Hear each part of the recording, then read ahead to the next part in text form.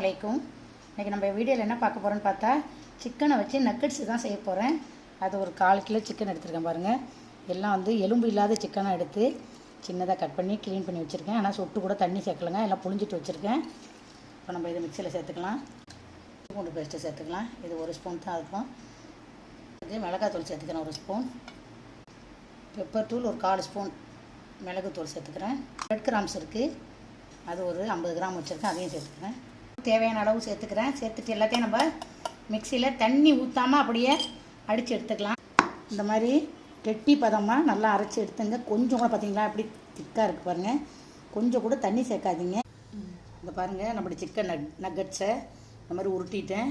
இந்த மைதா மாவு வச்சுருக்கேன், அதில் போட்டு எடுத்துக்கலாம். ஒரு முட்டையை கலக்கி வச்சுருக்கேன், கிராம்ஸ் வச்சுருக்கேன். ஃப்ரெண்ட்ஸ், எல்லாத்தையுமே நான் ரெடி பண்ணி வச்சுக்கிட்டேன்.